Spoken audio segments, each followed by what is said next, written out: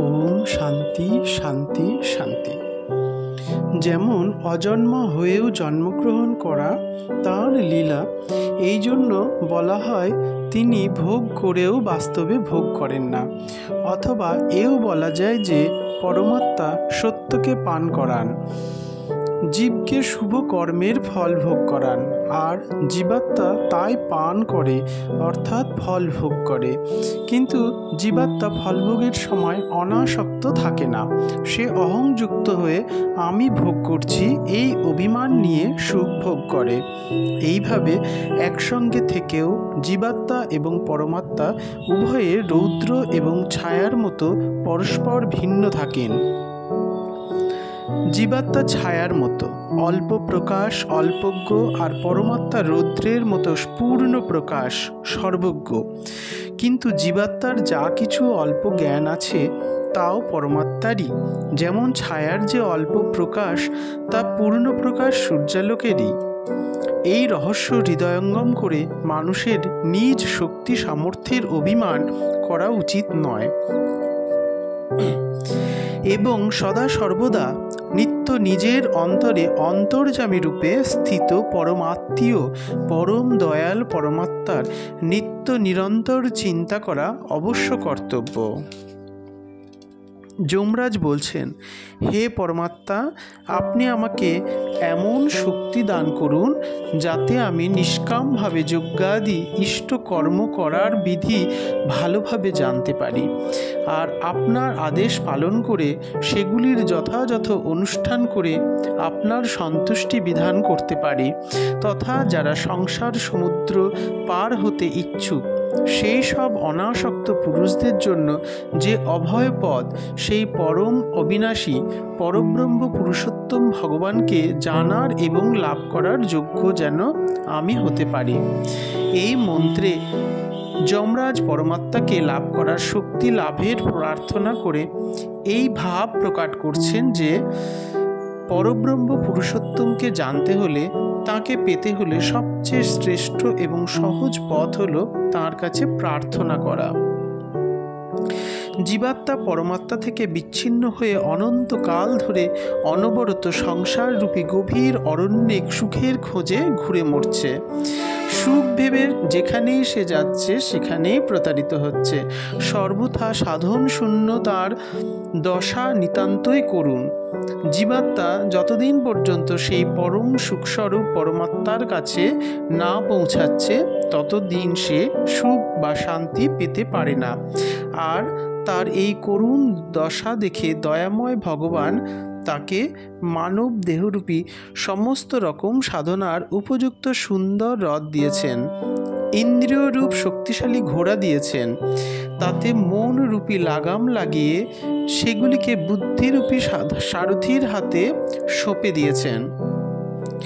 জীবাত্মাকে ওই রথে বসিয়ে তাকে তার প্রভু করে দিয়ে নির্দেশ দিয়েছেন যাতে নিরন্তর বুদ্ধিকে সৎপথে নিবিষ্ট রাখা হয় এবং ভগবানের নাম, রূপ, লীলা, ধাম প্রভৃতি শ্রবণ, মনন, কীর্তনাদি রূপ প্রশস্ত ও সহজ পথে চালিত করে শীঘ্রই পরম ধামে উপনীত হতে পারে। জীবাত্মা যদি এরূপ আচরণ পরায়ণ হতো তাহলে সে শীঘ্রই পরমাত্মা পর্যন্ত পৌঁছাতে পারত।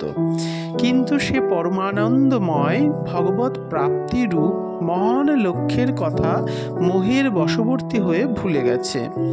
সেদিকে তার লক্ষ্যই নেই।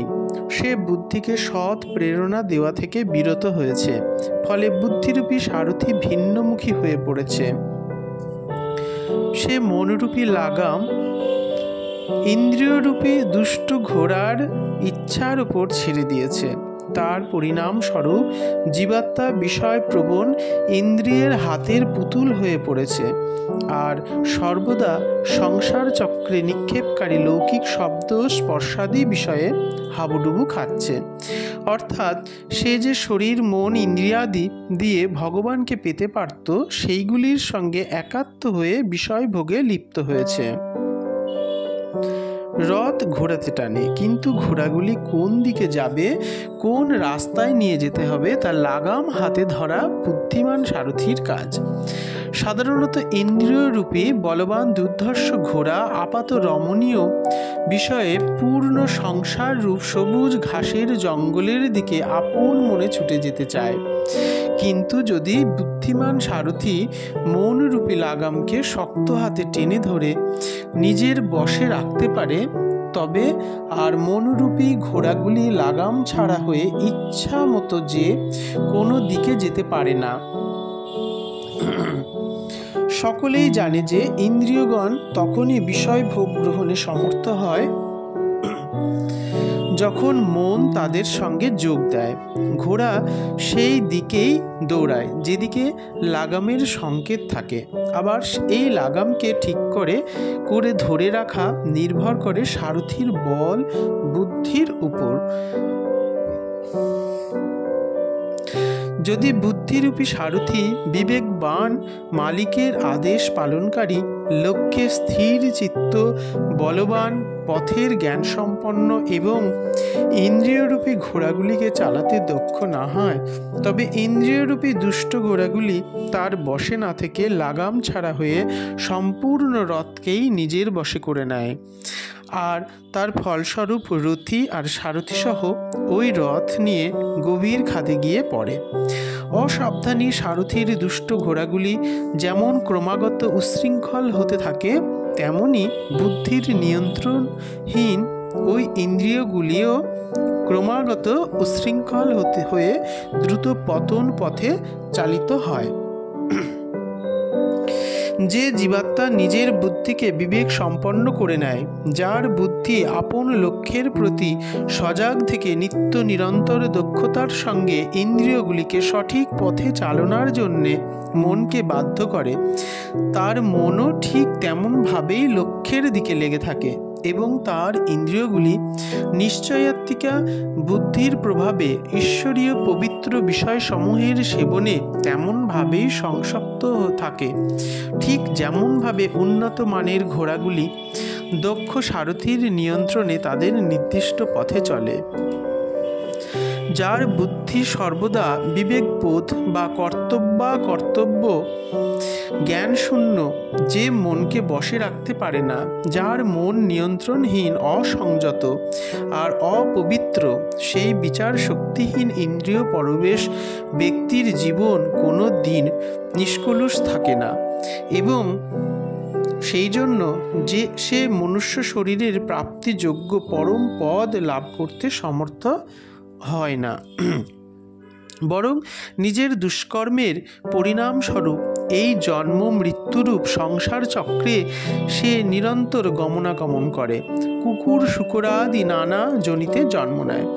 এর বিপরীত ষষ্ঠ মন্ত্রের বক্তব্য অনুযায়ী যে ব্যক্তি নিজের বুদ্ধিকে সাবধানে সদা সর্বদা বিবেক বিচার দ্বারা চালিত করে আর তার দ্বারা মনকে সংযত করে পবিত্রভাবে অবস্থান করে, অর্থাৎ ইন্দ্রিয়গুলির দ্বারা ভগবানের আদেশ অনুযায়ী শুভ কর্ম নিষ্কামভাবে অনুশীলন করে এবং জীবন নির্বাহের বস্তুগুলিকে ঈশ্বরে সমর্পণ করে আসক্তির দেশশূন্য চিত্তে নিষ্কামভাবে গ্রহণ করে, সে পরমেশ্বরের পরম ধাম লাভ করে।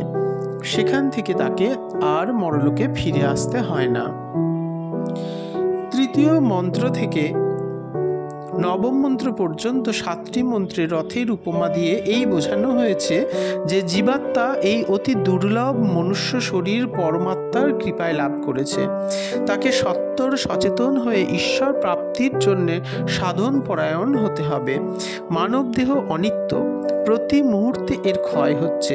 যদি জীবনের এই অমূল্য সময় পশুর মতো বৃথা সাংসারিক সুখভোগে ব্যয় করে দেওয়া হয়, তাহলে বারবার জন্ম মৃত্যুরূপ সংসার চক্রে ঘুরতে বাধ্য হতে হবে। যে মহান কার্যসিদ্ধির জন্য এই দুর্লভ শরীর লাভ হয়েছে তা সম্পন্ন হবে না। অতএব মানুষের উচিত ঈশ্বরের কৃপা লব্ধ বিবেক শক্তির যথার্থ সদ্ব্যবহার করা, জগতের অনিত্যতা এবং এই আপাত রমণীয় বিষয়জনিত সুখ সমূহের যথার্থত দুঃখ রূপতা বিবেচনা করে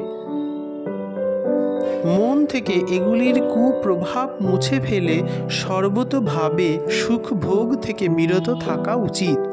শুধু শরীর নির্বাহের পক্ষে আবশ্যক কর্তব্য কর্ম নিষ্কামভাবে ঈশ্বরের আদেশ জ্ঞানে পালন করা, নিজের বুদ্ধিতে ভগবানের নাম, রূপ, লীলা, ধাম তথা তাঁর অলৌকিক শক্তি এবং অহেতুকী কৃপার উপর দৃঢ় বিশ্বাস উৎপন্ন করে সর্বতোভাবে ভগবানের উপর নির্ভর করা চায়। নিজের মনকে ভগবানের তত্ত্ব চিন্তায়, বাক্যকে তাঁর নাম কীর্তনে, চোখকে তাঁর বিরাট রূপ দর্শনে তথা কানকে তাঁর মহিমা শ্রবণে নিযুক্ত রাখা চায়। এইভাবে সমস্ত ইন্দ্রিয়কে তাঁর সঙ্গে সংযুক্ত করে জীবনের এক মুহূর্তও যেন ঈশ্বরের মধুর ধ্যান ছাড়া অতিবাহিত না হয়। এতেই মনুষ্য জীবনের সার্থকতা। যে ব্যক্তি এই পথে চলে সে নিশ্চিত রূপে পরব্রহ্ম পুরুষোত্তমের অচিন্ত পরম পদ লাভ করে চিরদিনের জন্য কৃতকৃত্য হয়। এই মন্ত্রে পর শব্দের প্রয়োগ বলবান অর্থে করা হয়েছে। এ কথা বুঝে নিতে হবে, কেননা কার্যকারণ রূপে বা সূক্ষ্ম দৃষ্টিতে ইন্দ্রিয় সকল অপেক্ষা শব্দাদি বিষয়কে শ্রেষ্ঠ বলা যুক্তিযুক্ত নয়। এই রূপে মহান বিশেষণের সঙ্গে আত্মা শব্দ জীবাত্মার বাচক মহত্তত্ত্বের নয়। জীবাত্মা এই সকলের প্রভু, অতএব তার ক্ষেত্রে মহান বিশেষণ দেওয়া যুক্তিসঙ্গত। যদি মহত্তত্ত্বের অর্থে এর প্রয়োগ হতো তাহলে আত্মা শব্দের প্রয়োগের কোনো আবশ্যকতাই থাকতো না। দ্বিতীয়ত, এ কথা সত্য যে বুদ্ধিতত্ত্বই মহত্তত্ত্ব। তত্ত্ব বিচারকালে এর মধ্যে কোনো ভেদ মানা হয় না। এছাড়া পরে যেখানে নিরোধের প্রসঙ্গ উল্লেখিত হয়েছে সেখানেও মহান আত্মাতে বুদ্ধির নিরোধ করার কথা বলা হয়েছে। এইসব